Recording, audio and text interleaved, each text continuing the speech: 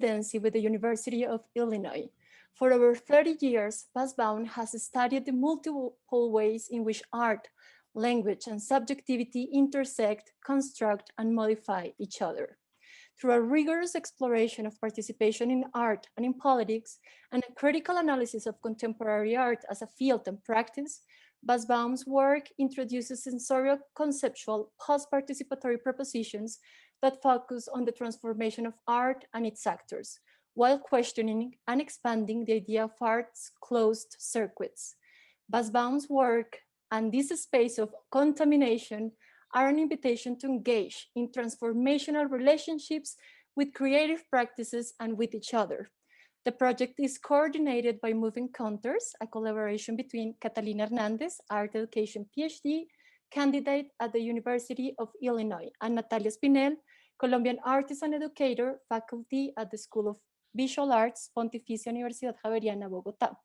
In our collaborative research on the embodied, necessary, and creative dimensions of interdependence, we encountered Basbaum's provocative work. His diagrams, games, propositions, and theorizations became a fertile ground to plant some of our questions. And we also hope that it becomes a fertile ground for your questions as well. While originally conceived as an in-person residency, paradoxically, the COVID pandemic transformed On-Contamination in this more flexible art-generated space. It is composed of virtual projects for the spring, and we hope a shorter in-person visit during this fall. To expand a little bit on Ricardo's bio, Ricardo Basbaum is an artist, writer, and teacher based in Rio de Janeiro.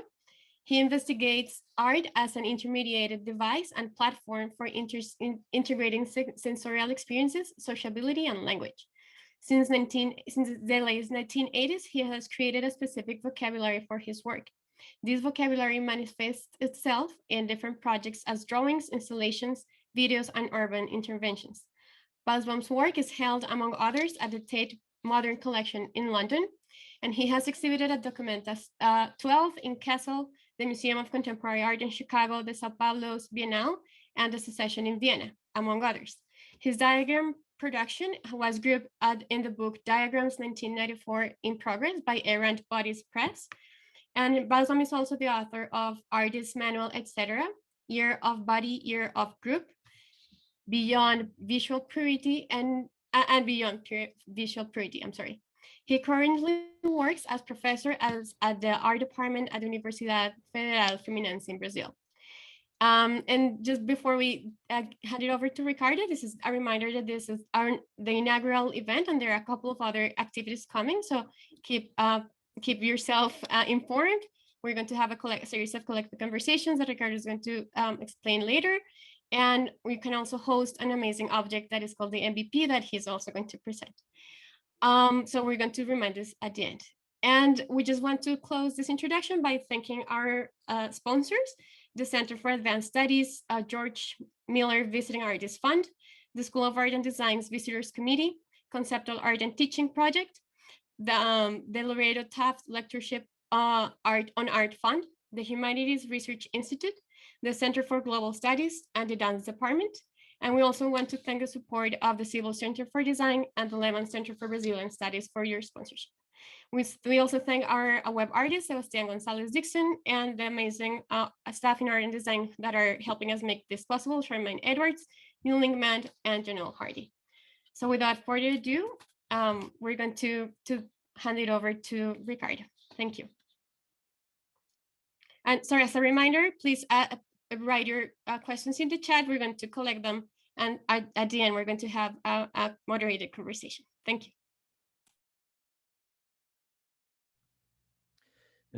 Good night, boa noite. Good evening, boa noite, buenas noches. It's a pleasure to be here with all of you tonight for this presentation.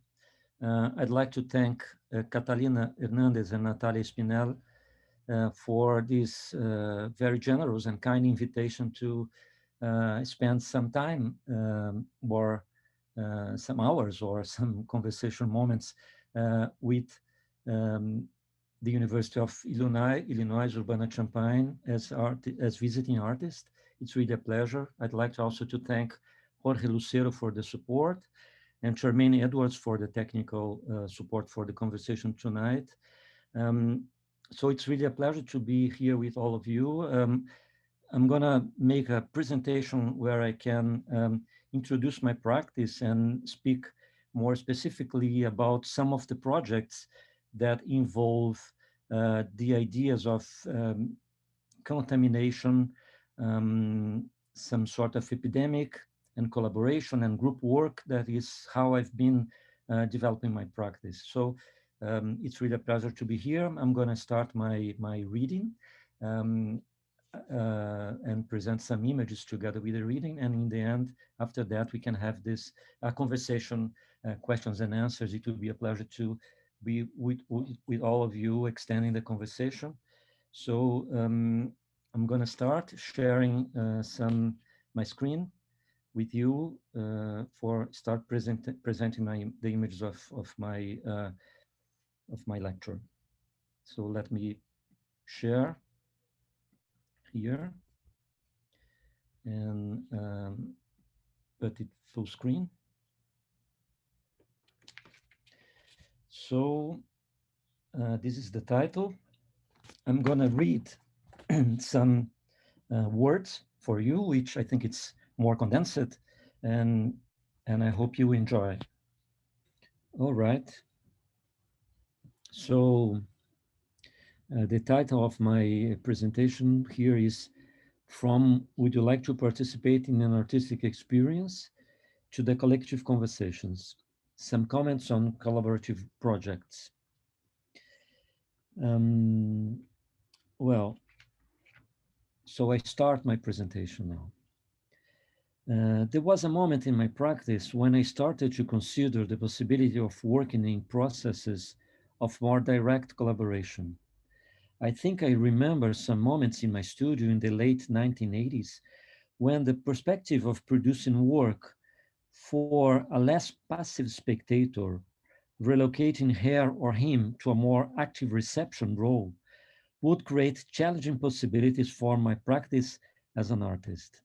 It's always interesting remember that the general atmosphere of the 1980s was one of recognizing we were under strong changes in the direction of a new global economy. A new liberal economy of culture was beginning to take place with several layers of rearrangements.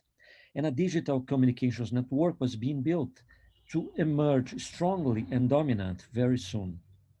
Even in a so-called peripheral country like Brazil, those changes could be clearly felt.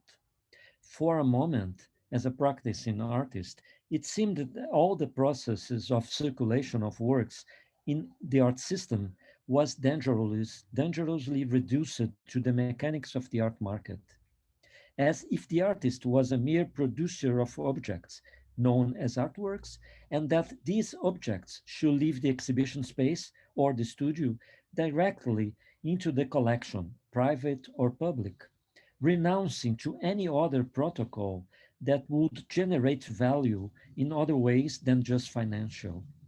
Even obviously recognizing that artists need to make some money from their practices, obviously, for surviving in a capitalist world, it was not possible to accept the reduction of the artwork to a set of market operations that would value it only in terms of its aesthetical achievements in an exclusively quasi-formalist way.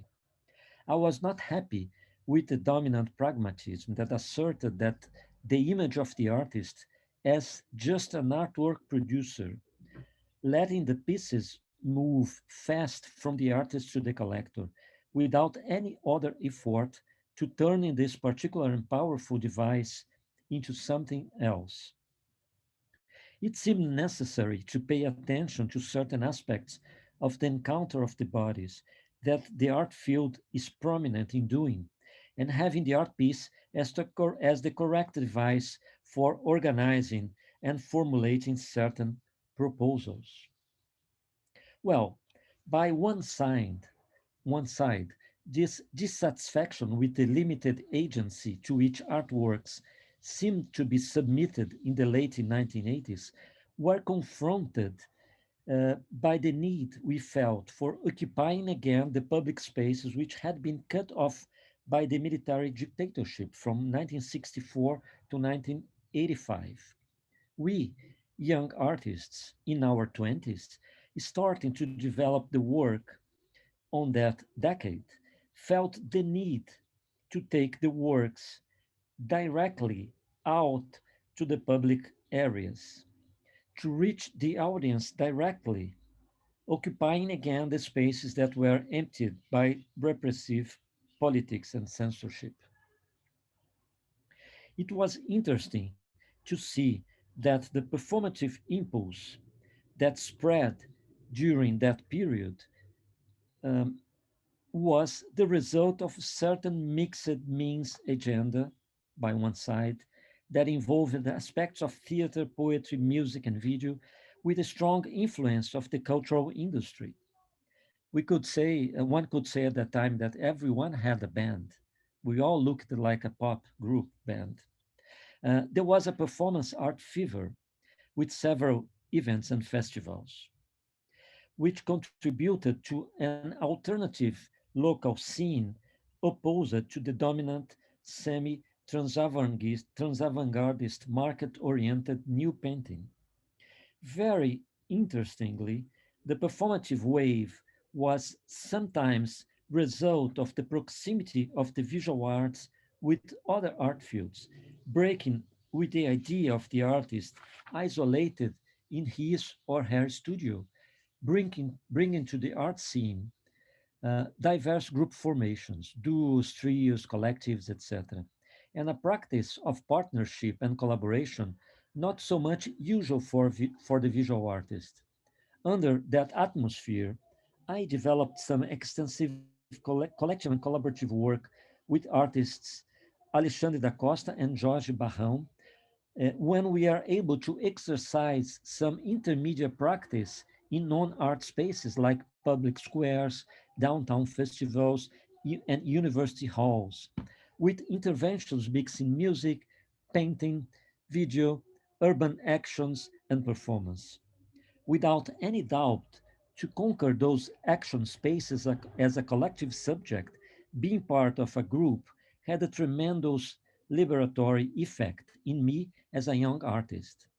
Working together seemed closer to the approach of the artwork as a device that should trigger collective processes, activating a generative tool that offered the possibility of being closer and more attentive to the environment around, open to its sensorial and relational layers, and offering space for conversation and for the sonic features in general. Well, since that time, it was clear to me that my practice could expand through the possibilities opened by communicative strategies when used according to certain contemporary art procedures. Not only the 1980s was obsessed with communication, the McLuhanian global village was becoming real with the personal computers, the internet, and the digital networks. And it seemed kind of urgent to surf on these new avenues. But the apparently new connections and pathways were consistent enough to support practices that were much more elaborated than the so called process of triangulation that involved the artwork, the spectator, and the art environment. According to the art critic and art historian Charles Harrison, and then I quote, changes in art are generally insignificant unless they involve some form of connective change, and unless they impose or presuppose some modification of those processes of triangulation by means of which a spectator, a work of art, and a world of possible practices and reference are located relative to each other. Artists should never naturalize the reception and distribution of the artworks, recognizing that the poetic political investment necessarily generates some impact on the bodies and on the mediation layers that perform the instituting processes and complexify the assimilation of the proposals. From 84 to 1990, I developed some work around the image of an eye, the eye mark, conceived of as a sort of logo to be distributed and multiplied. I like it to apply it to objects of different scales, materials, and forms, producing a certain animation to what was supposed to be standing still and indifferent. But it also had a panopticon like aspect of surveillance and control. Interestingly, it kept some manual and technical approach at the same time, stating some position of conflict in between body and machine, which helped it to move in different scales, but also made it always flow close to the skin in some sort of bodily contact, even when it assumed textual and sonic interfaces in the form of a refrain that I used at that time. É questão ou não? That's the question. Is it the question or not? And also a short 8 seconds sound vignette that was composed as the sonic equivalent to the visual sign.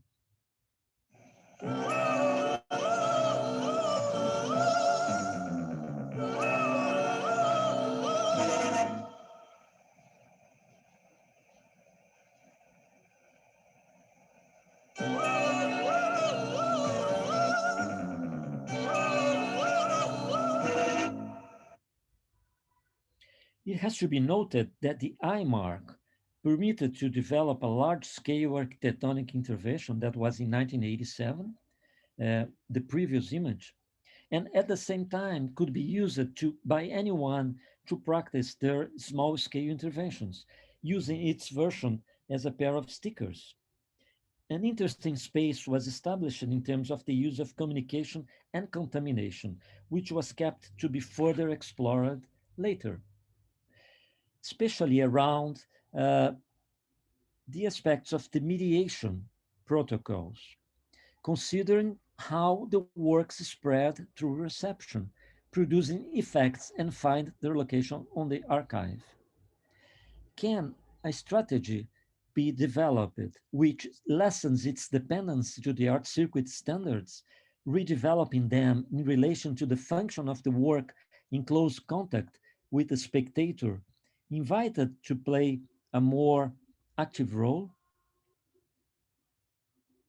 Well, the new concrete movement from 1959 to 1961, especially in Rio de Janeiro, brought interesting questions, helping to problematize the artwork body relation, distancing itself from a mechanical methodology of reception, which was based mainly in optical or mathematical gestalt operations, more a sort of op art or geometric, strictly saying art, to explore the new spaces produced in the dynamics of contact.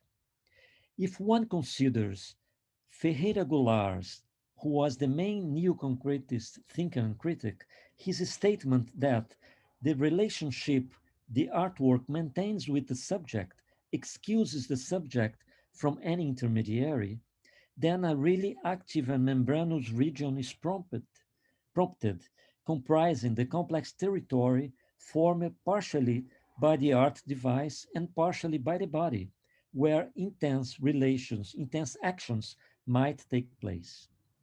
This is the context where Lygia Clark's organic line concept, which was from 1954, finds its potential, emphasizing specifically the contact zone in between objects or the contact spaces between object body or body body. Initially seen by the artist as a tool to modulate the surface, the organic line evolved in her practice into a powerful device to investigate the continuity of mind body, in which the senses, all the senses, not only the visual, contribute to producing a way of thinking that is ultimately the production of a body, the production of life forms. The impact of that heritage was decisive through the experimental work produced by Elliot Sica, Lygia Clark, and Lygia Papi. their belief in the spectator's role and in the impact of the art device as a transformative tool that is activated and activates the body were important references to counterpose the standard mediation protocols of the hegemonic art circuit from that time. However, it was necessary to update those protocols. By the end of 20th century, when I was starting to do my work, the world had moved into a different set of conditions. Digital capitalism had established another economy of culture under neoliberalism, and a society of control and uh, including the society of control. And facing such changes, how is it possible to involve again the bodies in processes of activation when a myriad of layers multiplied and emerged where there were before only the skin and the contact surface of the art device or proposition in a direct body encounter? Well, working with communication strategies leads directly into a networked world of repetition, where distribution would be productive, a productive mode of encountering bodies and establishing connections. Well, the result should be prosthetic, that is, achieving the redesign of the body, which includes the implanted device, and artworks only prove efficiency when the post-humanoid assemblage would be the result of the mutual body artifact activation. Clearly, this is the hybrid image of the cyborg, popular not only in the cultural industry, but also a serious inhabitant of the advanced political and intellectual narratives. What might not be so clear is the contemporary condition of the artwork as a device operating as close as possible to the body, disputing control of the sensorial and contributing to the techno-social automatisms that characterize governmentality today. As the philosopher Francesco Bifo Berardi states, informatics and biotechnical technologies allow bodies to connect in a continuum ruled by automatisms, creating the conditions for the control of the agent subject through techno-linguistic automatisms and techno-operations. Such communication digital society transforms organisms into terminals for the global mind and the biodigital superorganism. Therefore, in order to comprehend what kind of practice contemporary art can establish under the condition of the biopolitical struggles that define our current social environment, it can be interesting to bring forward the concept of a bioconceptualist art as a way to react to the impact of globalization and the protocols active in the double work over the body sensorial and language conceptual layers. Here, the conceptualist protocol, um, the conceptualist tools become operative in the sense of considering the production of artworks as a gesture that involves the viability and the reconceptualization of what can function as an art piece or similar device, even by its refusal or negativity. It seems relevant to invest in the proposal of language games, methodologies of practice, and media protocols, as well as looking for the conditions of spectatorship that can be invented, inverted, or activated. Also, it can be asked, what forms of institutional mediation have been experienced or organized under the impact of control, exerted at an invisible, irreversible level, a level that cannot be rolled since it happens through the creation of linguistic and operative automatisms structuring the way the technosphere functions? These particular layers respond to the need of continuously instituting protocols that escape from the regular exhibitionality gestures. The demarcation of a bioconceptualist field should be conducted through a poetic, critical, theoretical practice that cares for the conceptual sensation pair. It must be assumed that contemporary art's bodily condition recognizes the production of subjectivity at the limit of biology. It is true that biology dominates action, but human action also determines biology. In fact, organizing some of the conditions for bringing the spectator close to the work, the most important action was establishing the methodologies for including her or him as part of collective or group proposals to be effectuated. Then some enactment would be required. But how to build interest, how to develop a productive situation when one needs to struggle for opening actual spaces for engagement? Our post-participatory condition indicates a sort of environmental saturation where the reception and spectatorship impulses meet a world of continuous and unceasing production, revealing the concrete gesture of being in contact with the art device as belonging to a region submitted as well to automatism and control, a clearly institutionalized site. Who? Me? Yes, we were already expecting you. It was necessary at a certain point of my practice to operate a certain shift in the process, recognizing the importance of directing attention to the bodies, but through a dematerialization process that, in a certain way, could put together the molecular revolution expression from the philosopher and psychoanalyst Felix Guattari, and also the molecular biology revolution of the 60s, which is a quote from virologist Patrick Forter, and also conceptualist art, a saying by the artist Luis Kamnitzer. And then a very visual sign that later would include sonic layers was organized.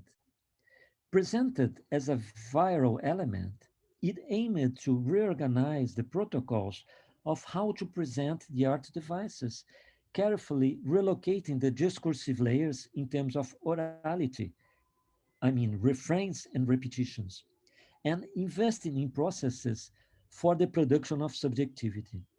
Design became central for my practice since then, having been submitted to diverse operations and being unfolded in different series that progressively expand this initial gesture to other territories. As a sign, it unfolds doubly, expanding itself as image and discourse at the same time. And this two-channel operation has been conducted in multiple ways, indicating the need of certain continual awareness of the directions things take in their own displacements. It is not indifference, but a careful listening that lets the processes move by themselves. Designed around 1990, the NBP specific shape was conceived of initially as a mnemonic device, a sort of interfacial element that would impact the viewer, a kind of implanted or artificial memory that immaterially circulates in the body. Since the viewer leaves the gallery with NBP and its specific shape in his or her mind, an epidemic process of distribution starts immediately, even if it is not obviously causing pathologies or literal infectious or deadly diseases. This particular virus functions at the symbolic metabolic level, as suggested by Ligia Clark. Microperception, which is an intensive perceptual condition suggested by José Gil, the philosopher, the Portuguese philosopher, considered as a technological feature, should not be left as a dynamic committed only to the body itself, but as a moment when the contact with the device turns both agents, the spectator and the artwork, to their outside, activating processes. Then the reconstruction of both is possible. Here, the technologies of the self are in full work in the sense of what we have are protocols of mutual activation. By one side, the spectator is made into collaborator for consciously establishing contact with the art device and promoting bodily contact zones as affective and sensorial areas. By other, the generative viral element gets new layers, processed, and eventually distributed throughout the event. Lines of affect are necessary to conduct a process like that, which needs rhythmicality and resonance as a way to establish common grounds of contact. If there is an original mnemonic impulse here, which is a method for making things last longer, this also implies an effort to distribute and displace, assuming that bodies are in search of other bodies, and that contact permanently multiplies things each one of us exchanges and absorbs from each other.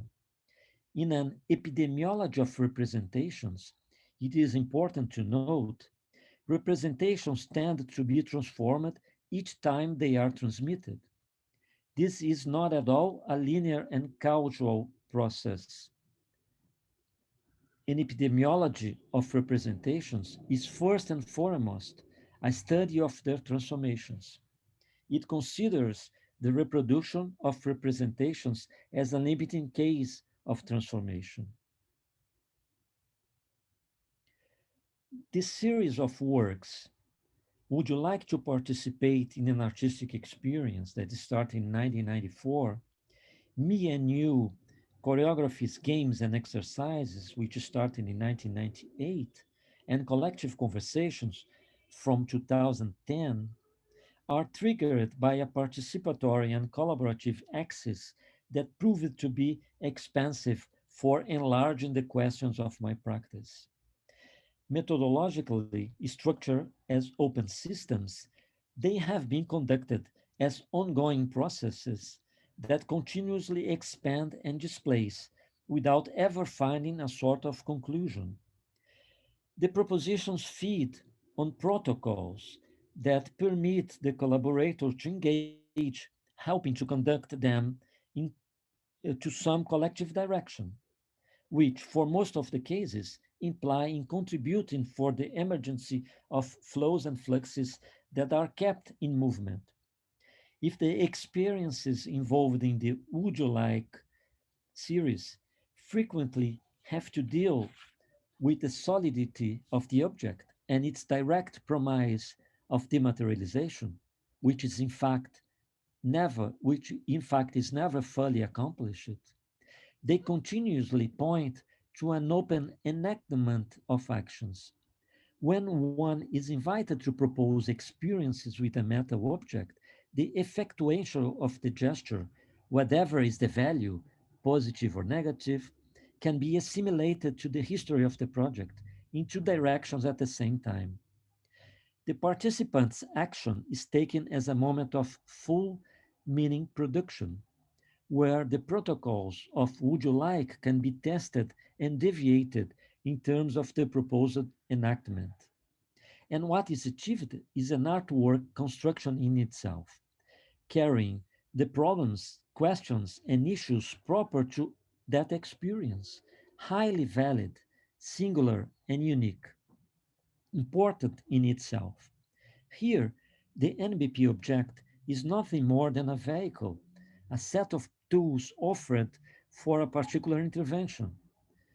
However, at the same time, the object has, since 1994, kept a curious integrity of its shape and form, which only apparently is indicative of any disregard towards all the multiple processes of activation already effectuated. I have been considering all the large set of experiences that took place in the last 27 years as an endeavor of collective thinking, a communal exercise of writing where a critical novel, in Portuguese, romance crítico, is being prepared, obviously for never being finished, without any expectation of conclusion, printing, or conventional reading. It is a writing beyond words, a gesture towards a multitudinous archive. Curiously, if both the object and its viral shape resonate into each other in its double material-immaterial existence, at the same time, object and vibration, both have been as well redesigned, reshaped, and deconstructed in various ways. In its long range existence, the Would You Like project finds continuity and fluidity for escaping to be reduced to the category of a closed art object. It is present both as a thing and in its usage. And now a quote, a French philosopher, Tristan Garcia. A thing is nothing other than the difference between that which is in this thing and that in which this thing is. Unless one guarantees this double sense, there are no thinkable things. Therefore, we must learn to see double, formally and objectively, so that thought advances through a formal step and an objective step. Working with groups is a condition for the me-you choreographies, games, and exercises, and also for the collective conversations. Both depart from situations where we have to be together in long sessions of conviviality, spending time with conversation and other fun and affective gestures. But all is permeated with instructions for exercises, choreographies, and other performative actions. These propositions involve an awareness with group dynamic processes. And it is very important that the actions are the result of a collective, which is not given in advance and has to be produced as well as part of the workshop. Certainly, the methodologies that have been developed are deliberately forms of group production, strategies for creating encounters, fields of emergence of collective bodies, of collective bodies. In terms of an art practice, we consciously move towards a productive situation where creation is no more the output of a single individual, but the achievement of a multiple subject, a gesture produced by a multiple body brain. Similarly to the Would You Like, the Me-You performative body establishes a ground for thought processes that are built in the outside of each one that composes the group. This is a particular and rather subtle achievement produced in the warmth of the concrete choreographic movements of the Me-You clusters, not easily shared with an audience. In fact, the MIU choreographies, games, and exercises do not admit the traditional forms of spectatorship, occurring as a performative action without any audience. The games, exercises, and choreographies unfold within the group itself and are necessarily enacted there for the group and its own enjoyment as part of its dynamic of altogether relating to what is around. It is interesting, uh, in an interesting convergence to what Felix Guattari called group subject, whose work is experimental in the rather banal and somewhat colloquial and simplificatory sense of trying things out. However, the actions always include one video camera, operated also collectively, moving from hand to hand. The presence of the image device opens windows at the group's closure, framing and recording parts of the sessions. And therefore, a video piece, which is not a documentary, is edited and finished to be presented shortly after the workshop. The MIU choreographies, games, and exercises produce an experience of intensity which remains in the body memory of the participants as unique and singular, which will never return back. Later, a regular audience who has access to the exhibition spaces can watch the video, but from another perspective, where the main experience will be a cinematic one, comprising of the video itself, its language marks, and installation features. Such is not an easy reception protocol, one where the art proposition is divided into two different parts that deal with the spectatorship in not strictly complementary ways. As we have been discussing here, the collaborative and participatory methods are decisive to the elaboration of a propositional art device that complexifies the experience of contemporary art, bringing extra thickness to its constitutive layers. Much of the effort follows the double task of comprehending the material traces of the work and investing in its productive action over the engagement of the group's and collective's multiple bodies. Well, as we discussed before, the very visual condition of the NBP sign indicates that this project has always been conducted under a concern related to the interrelation of words and images as materialities that cannot be reduced to each other, liberating visual and verbal layers to every sort of encounter, far beyond the theoretical or critical discourses, but also in close contact with them. It is always fascinating to see how speech emerges from the experiences with the artwork, with the work of art. When does the process of body activation, proper from the art experiences, start being generative, producing words and igniting the flow of speech? This is not, of course, a natural protocol, but one involving all the aspects related to the sensorial contact zones constituted at the same time by body and art device from the encounter of their mutual layers. There must be a sound resulting from this clash.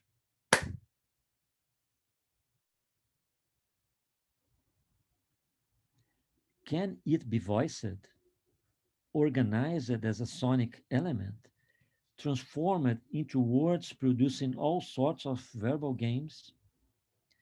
The collective conversations result from the effort of looking for modes of understanding the flux of sound generated from the continuous confrontation of the subject's body with artworks, organizing those flows as an orchestration of voices.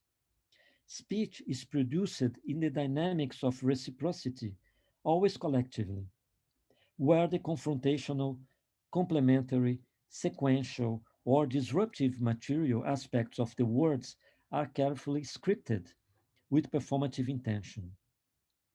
As a group of voices, the meetings produce a particular spatiality that continuously bring the outside for the communal working area.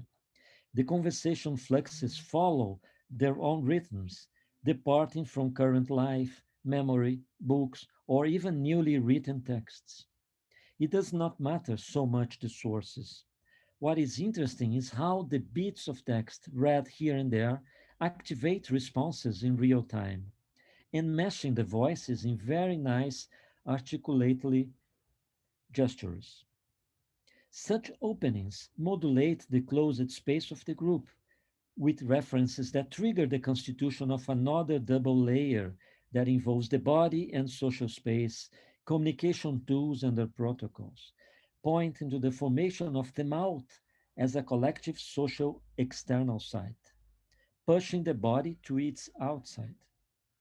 The collectively co-authored text is delivered publicly by the means of a concert-like reading performance, but also in recorded and but also recorded and eventually printed. From the continuous reverberation and resonance of sound, the refrains produced by the collective and group practices persist on the bodies and are shared and redistributed along. when we do succeed in the production of vibrational bodies, resonant bodies. The contamination protocols that traverse the work departing from the virus-like specific space, virus-like specific shape, have been expanded. Image, text, and sound are some of the generative aspects of NBP, operating as a matrix for the development of all other propositions. Okay.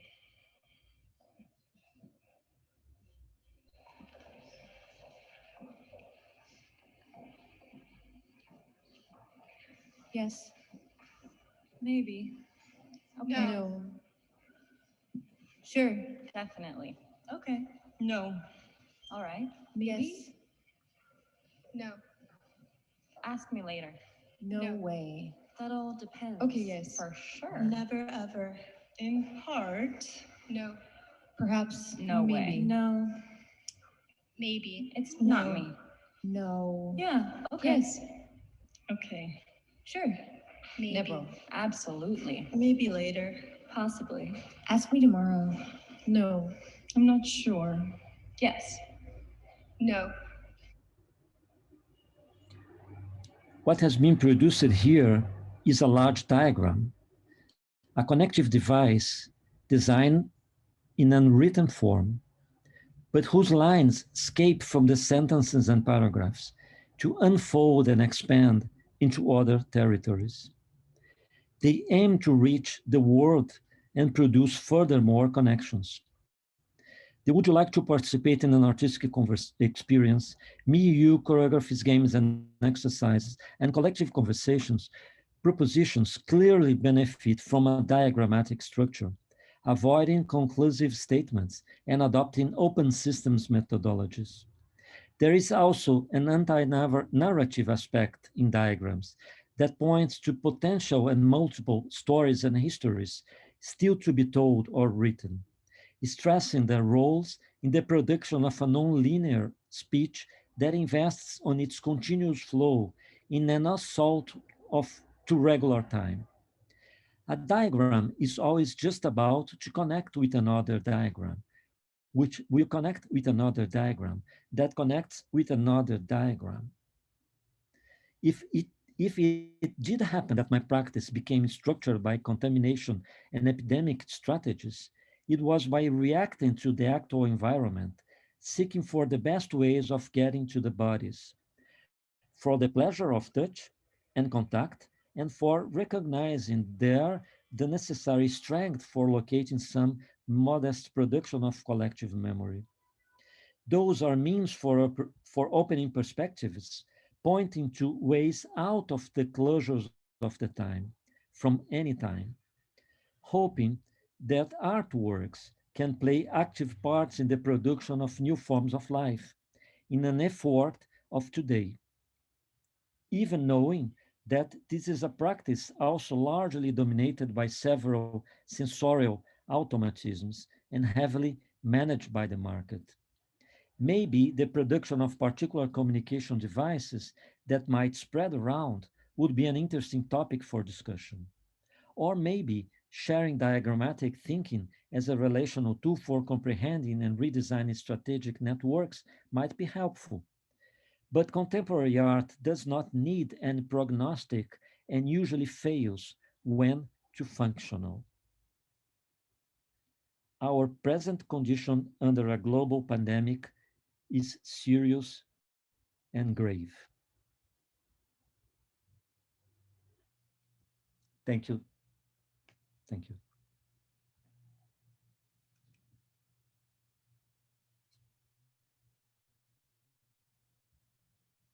Thank you, Ricardo. I think you can turn your camera on again, and Natalia, if you want to.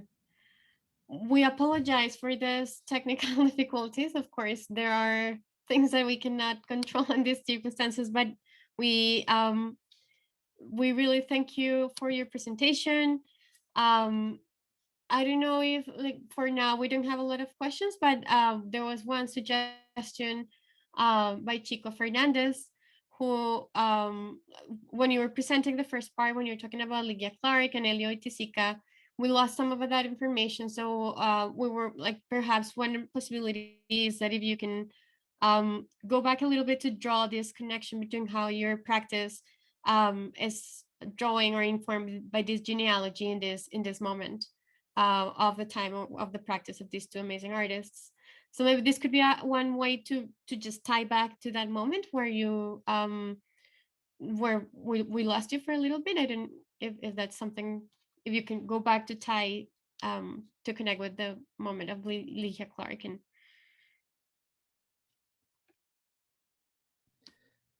Yes, of course. Thank you for the patience for listening, and I'm really sorry about those technical problems. Um, I don't know why the connection is so bad tonight here. It's really difficult to understand those things.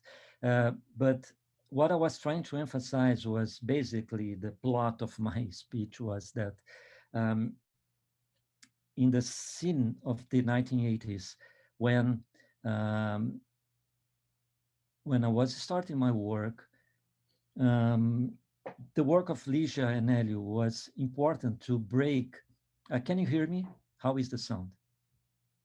Was very important to break with was felt as too narrow and too how can I say, too weak or even mediocre or um, very partial and limited situation we had with artworks that were planned basically to be managed by the market. So their work was referential for finding other relations with the art pieces that didn't go through the standard um, pathways that artworks, let's say, should do from the studio to the collector to the museums. That seemed to be a too poor um, pathway for artworks. And their works, the neoconcretist work, the experimentalist work from Hélio Ligia, Ligia Papi, Ligia Clark, and Oiticic was a reference. But also at the same time, it was necessary to update their work because we were living in different times. They started to do that work informed by the late 50s by some modernist thought. They were able to transform some aspects of the work in the 60s, but actually the world changed from the 80s, with communication, with globalism and other things. So I was trying to describe a kind of importance of the work to expand beyond the limited relation that the art circuit, standard art circuit proposes with artworks, but at the same time, they need to update um, some aspects of what they propose. Basically, I was speaking about that. thank you. We encourage you to continue sharing some additional questions. Meanwhile, Natalia and I are, we may have one question here, sorry.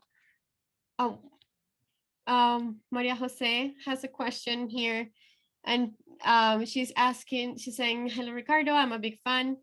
And how does this process of choosing the language used on your work happen? Why me and you? And so, like, maybe I'm also interested about the polarity of having only two subjects participating in this intricate connection, like how from all of them, like they arrived to two. And then how would it change things if you used other concepts and words related to the body and our relationships, such as us, them, he, she? How much does the language affect the actions and the invitations? Thank you, Maria Jose.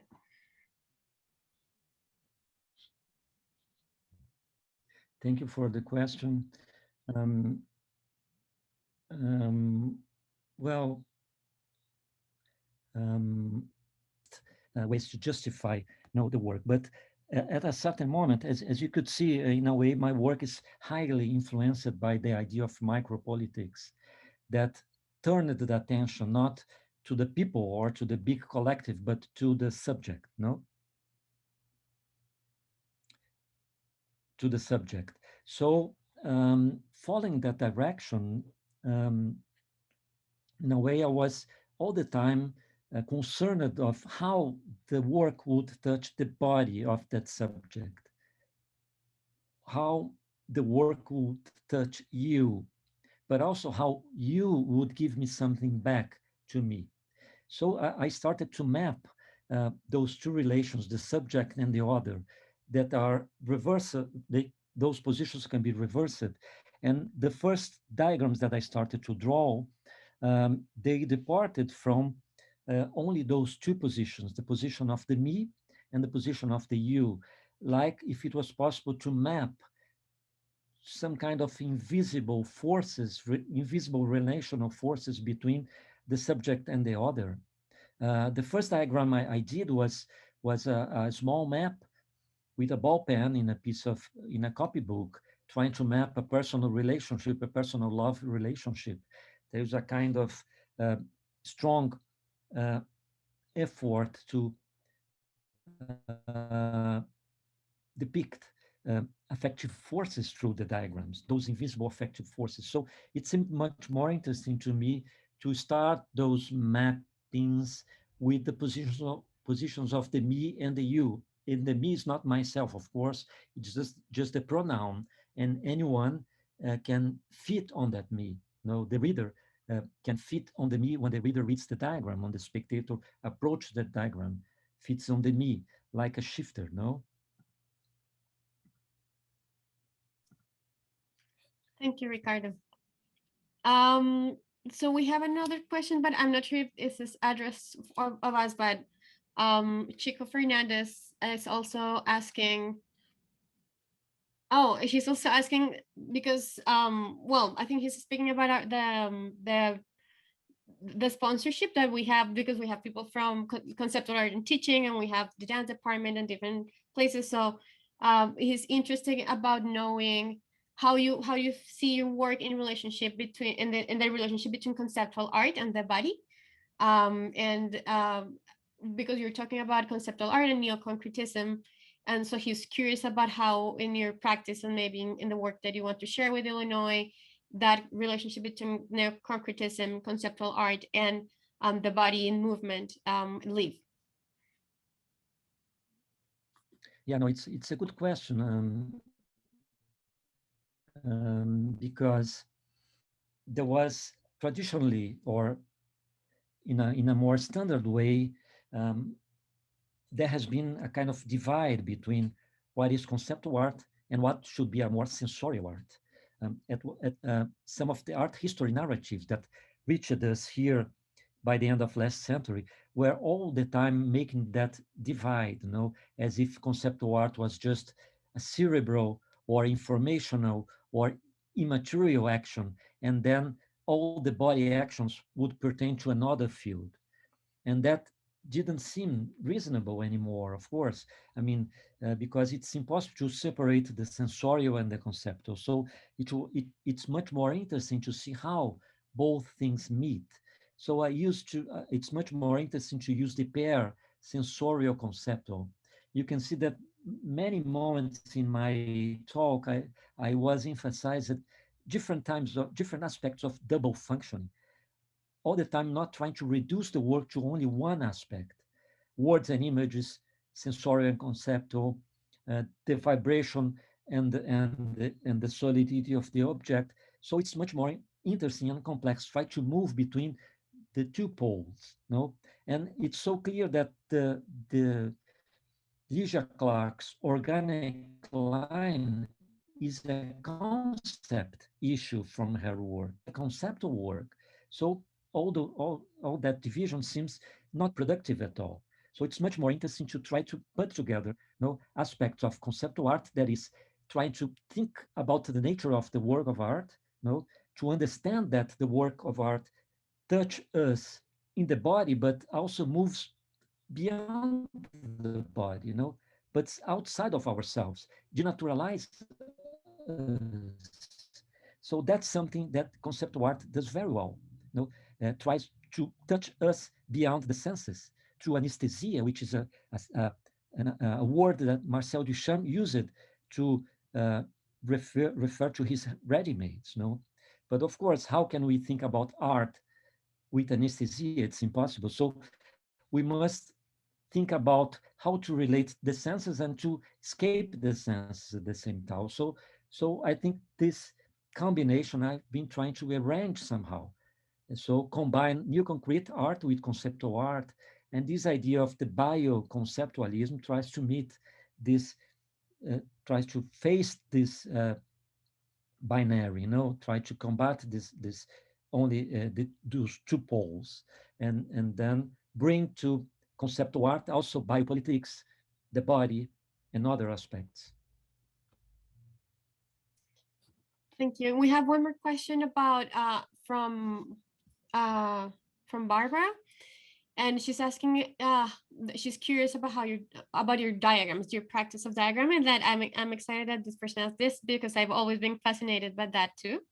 So she's asking, how do you manage to map ever-changing organisms? Or I wonder even if you imagine, like you envision your this diagrams as an organism or a structure, or what kind of term would you how would you describe them? But she's asking map ever-changing organisms, subject relations, cities, and she's saying that she's curious how you're as how you thought this what is your thinking about these signal paths that divide, connect input and output, or either transmit receptor.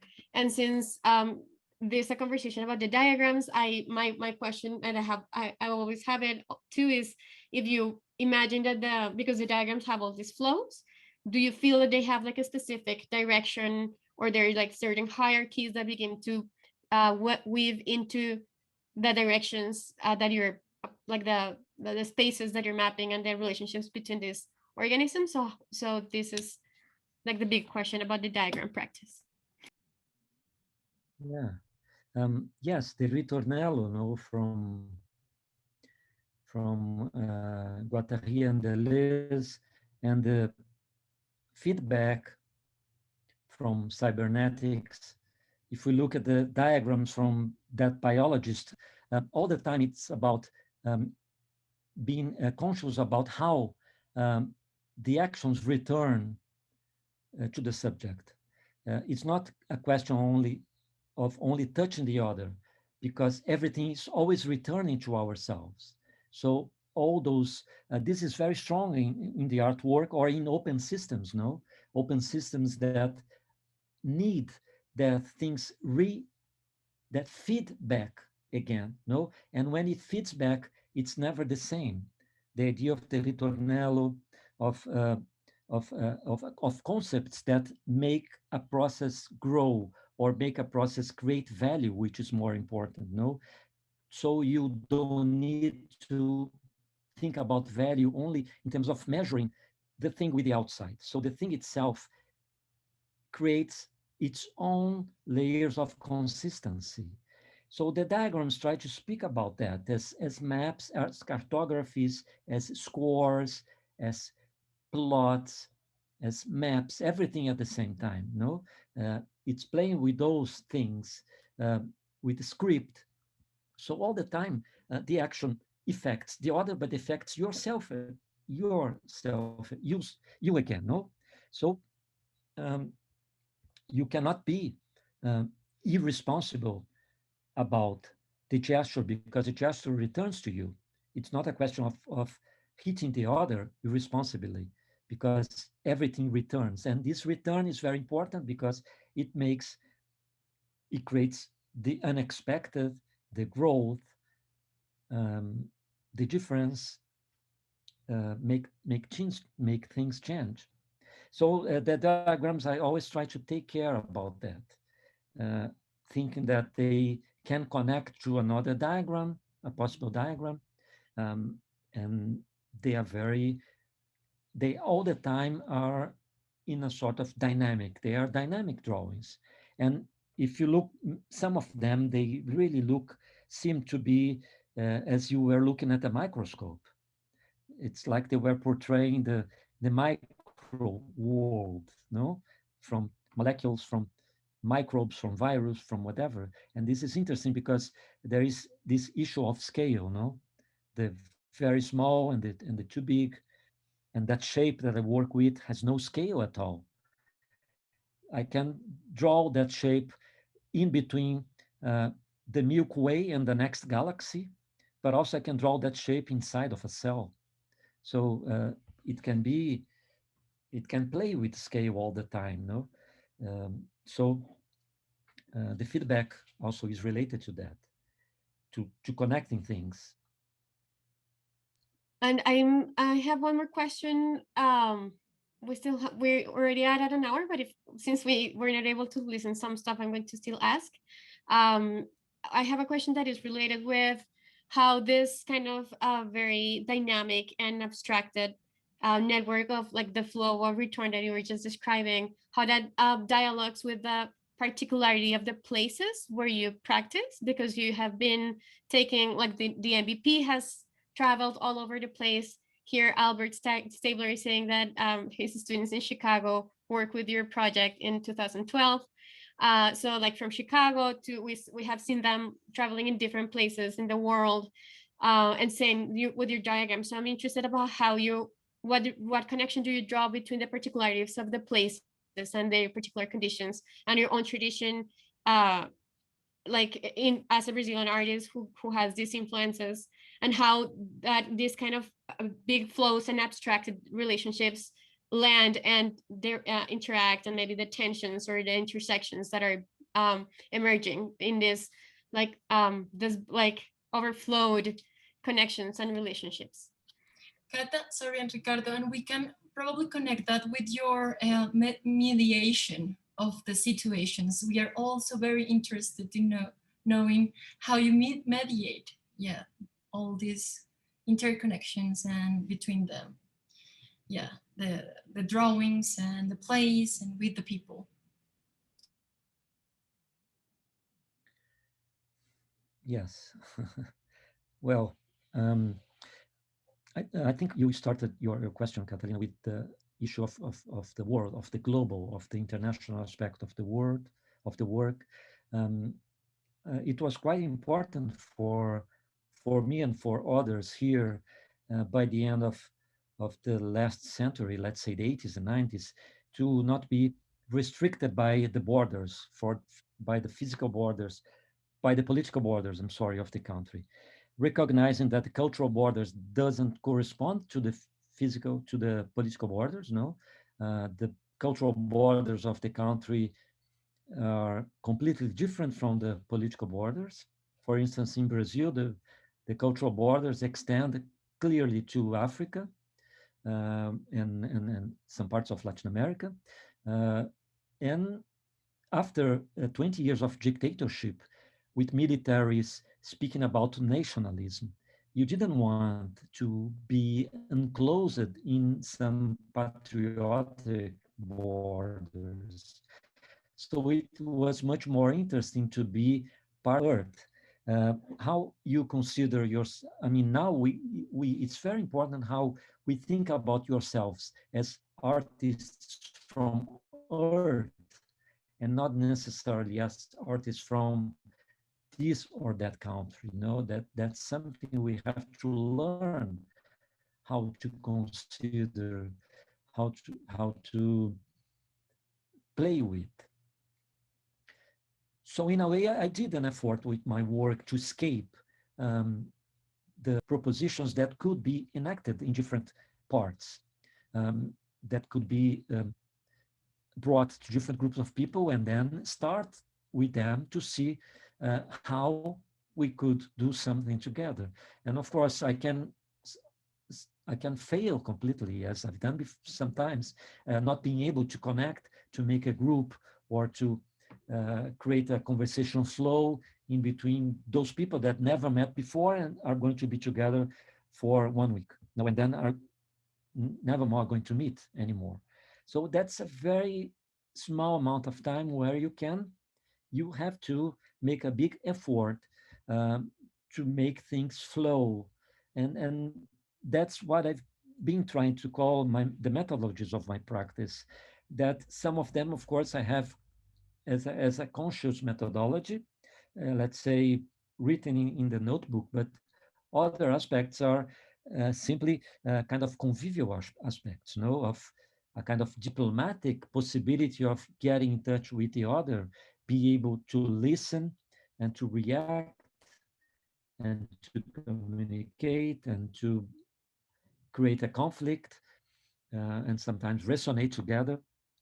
And those experiences, they all kind of reflect that, a kind of effort. And of course, they are different in each of the situations. With the object, I don't need to be there. The object moves by itself. It started to move by itself, basically um, early 21st century. I say I am in phase 5 of that project. In the beginning, I had to push the object, but I don't need to be there. The object goes. But with the me and you, it's something of really a sort of convivial moment.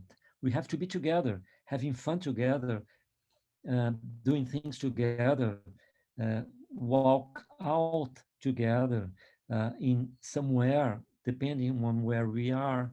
And I have to provoke people to see how they react and vice versa, etc. We have those shirts, strength shirts. Everything is kind of reduced to two teams, but we can reverse, etc. Can group, play with language, etc., etc. So it's kind of an expectant, and that's a proposition that I find a very difficult reception. And it's not easy to get a reception from that because people don't attach to the work after it happened. I mean, the group that is in the action is very much involved. Many times I return to the group, we stay together for weeks talking or sometimes even longer. But who has not been there has difficulties to connect.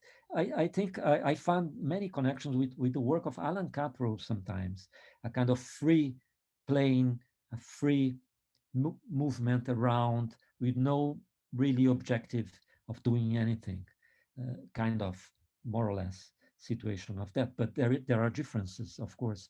And the collective conversation is just a conversation, like sitting in a bar and having a beer or a glass of wine and having the conversation flowing. And it doesn't start easily. It takes time. But then we when the conversation is installed, we can play with that. We can um, put the words in the paper, write in the words, write the words. We can read things that we hadn't thought before. We can cut, and then we start to assemble a sort of orchestration of those words, and then it creates really it depicts the group. No, it's a portray of that group because all the voices are there. It's voiced. It's very strong because we write and we voice what we wrote. No, I say that those works are sort of group specific, not site specific, but group specific in that sense that it depends on that group. Um, for instance, the collective conversations, I have scripts, no, from all the conversations, and I think, well, maybe at some point we can try to read that script, readdress that script and with different group of people. But it's not going to be easy. But would be quite nice to have those scores reinterpreted. But they involve translation, different languages in the group. It's quite particular. And I think one associated question with this that Jorge pointed out that is connected to what you just said about the group specificity. He's asking about the levels of controlling in the various gestures of your propositions, and he's particularly interested on the crushed object. He says, for example, many of the images that you showed today demonstrate a lot of decisions on your behalf. Yet the MVP is something that you don't watch at all. It lives completely without you. I am particularly interested on the picture of the MVP that you showed that was completely crushed. And he's asking how did it come back from that moment? But I think Jorge doesn't know that there are many more. Yeah. Yes, no, that's quite interesting. I mean, of course, there are issues there. I mean, that's why it's not easy to consider the work as just participatory, collaborative. I mean, there is something there that I assume that I have some responsibility. Let's say when we are there for a week, I am the one who wants the work to be finished, maybe more than the others, and I have to convince the others that it's interesting to finish, etc., etc. No, I mean, there's some pragmatism involved on that. Of course, I recognize and assume that, and then um, I think it's different from certain communitarian works where the artist disappears. I, I don't feel comfortable on that, although there are many interesting experiences like that when the artist disappears in the group. But I think this is kind of not real because then the work is taken by the art and by that book. And I prefer to assume that I am there as a provocateur and someone who's going to provoke and play that role, to make things happen. So I have that role in the collective conversations. We have to finish. We are here for a week, and we have next Saturday a presentation. Let's try to finish. Let's try to finish, and hopefully we find a solution that is good for all. No, if we don't find, it's not good. So far, I think we've been we've been succeeding in finding a combination of interests where the work surfaces out, and it's not only mine; it's collective. The result, it's clear.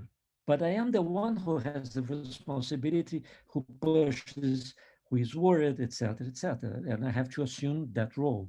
And but um, the second part of the question was, Oh, he was asking about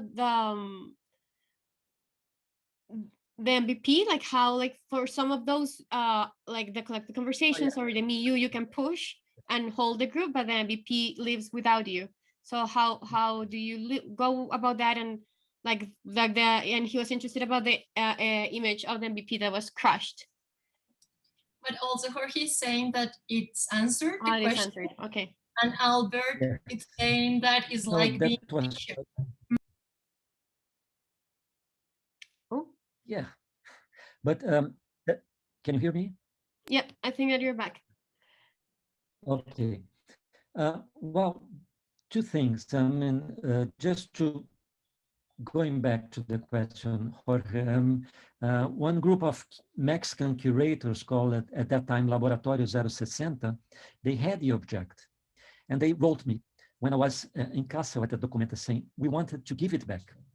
And the fact is that I never want anything back. A gift, you never return a gift. No, so I said to them, I don't want anything back, but they insisted. So they sent me back a box. And when I opened that box, the object was completely crashed. And I found super interesting because, well, this project is quite curious because everything is turned into a positive action for the project.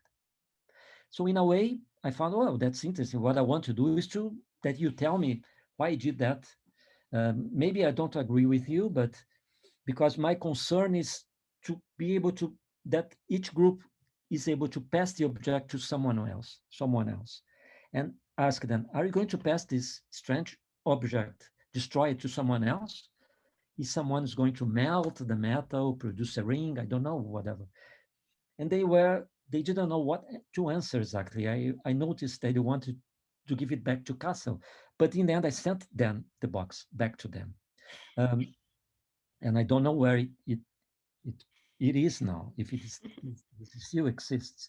But the thing is that even that object being crashed, we see other objects not crashed. So we cannot destroy that object. Suddenly there is one more there and another one there. I can make other objects because it's a multiple in open edition, but how can I decide when I make another object? I don't know. It depends on certain circumstances. So that's quite curious how there is that dynamic in the project because you can destroy the object. If you destroy, you cannot pass it to someone else. But you destroy the object, but the object is not destroyed. It returns suddenly. Another object is made. And the topic about the teacher, that's interesting, Jorge, your comment. But That was Albert, sorry, I guess. I always, oh, Robert. No? Albert. Albert, yes, Albert. you know, sometimes I think that what happens is that the space I go with my projects, it is the space where we go before teaching is formalized. You know, this is clear to me. Uh, I don't consider my work teaching this artwork. Of course, I can be more professor here and there, explain this or that, speak about, but I don't consider I am teaching. I think we go to a kind of space that is a very intensive space that exists for a long time in with human beings, and in that space, if we formalize, we say that this is also teaching, but this is something before teaching, is something that is not yet teaching, but that teaching profits from that space, because you cannot have teaching if you don't establish that space. We all know that. We all that have been in front of a class of students, we know that we all know, if we don't establish a situation before that is a situation of fluidity, it's impossible to have any kind of conversation and even teach. We cannot just teach robotically, mechanically, no. So I think the thing is to establish a kind of space, a kind of communal or relational space or conversational space that is before teaching, and then you can teach if you want as well. But if you don't establish that space before, it's impossible. Thank you for this fascinating approach to the relationship between teaching and because this is like participatory art, and this all these conversations that have um, existed around participatory art and pedagogy. And Albert is saying that that thank you. It seems necessary to have this fluid attitude of the formalized congregation if you hope to be a good teacher. Um, so I think it's 5:30 in where I am. It is 4:30 in Illinois. We have one more question. I don't know if like maybe we can just have this last one and wrap it up. Is it okay with you, Ricardo? We take the last one. So we still have 42 people, so it is really exciting. Thank you for sticking around. Um, Yes, yes, are you there, Ricardo? yes.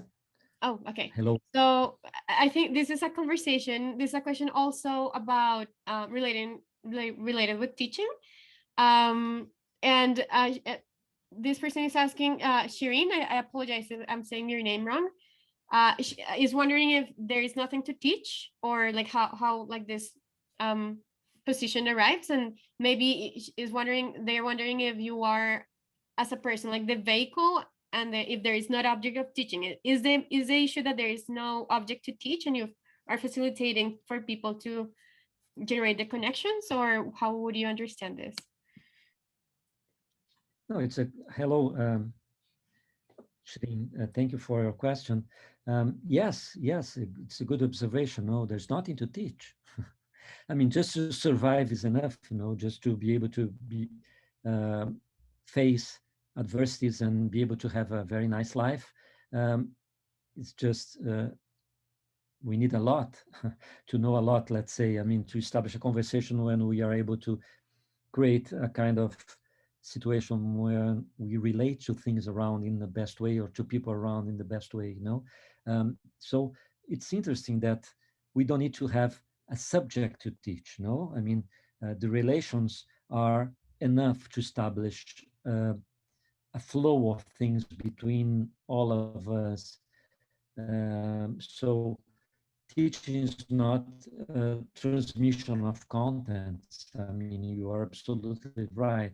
It's not transmitting this content from here to there, from my home to another city. It's nothing like that. It's much more establishing a sort of collective atmosphere where you can function as a group. I mean, this, of course, we all know how fascinating is this, and how also there's a problem of scale, no? It's one thing to relate it to 3 people, 5 people, 10 people, and then 50 and 100 and 200. Things start to be much more complicated, no? So there are many issues around that. When you think about the famous Nanjun Pike transmission, world television transmissions, where he tried to make those performative festivals all around the world, a kind of dream of connectivity, McLuhanian dream of connectivity, and make those festivals, all of us connected throughout the world. This is an issue very important to connect to technologies, but also we have to recognize the difficulties and the differences we have in terms of managing relations, in terms of the scale of the groups, in terms of the mediations, mediatory devices we have. Anyway, but everything we all know how interesting are those issues, and I think we all are involved with that. Well, thank you so much, Ricardo, for sharing this amazing talk. We're sad that like we had some interruptions, but maybe we can talk later to see if we can find a solution to share the full content with participants that are here and people who were not able to come. And we thank all the people who were patient and stick around. And as Natalia posted in the chat, we're going to continue sharing information, and we're very likely going to post either this recording or a different. We're going to talk this with Ricardo at the website that Natalia provided, and you also in the publicity. So once again, thank you for coming, and thank you, Ricardo, a lot of thanks for your generosity and your patience with all of our questions and invitations. Thank you. I have to thank you all for coming. Sorry, Natalia. I thought Catalina was going to finish this, but I want to say my last words. Thank you very much for the patience, and thank you again, Catalina and Natalia, for the invitation. And obrigado para os amigos presentes, los amigos, friends, etc. Enorme prazer, Ricardo. Beijo. Gracias a todos. Thank you, Ricardo, Jorge. It's great to see you. Thank you so much. It was a great experience. Yeah, conference.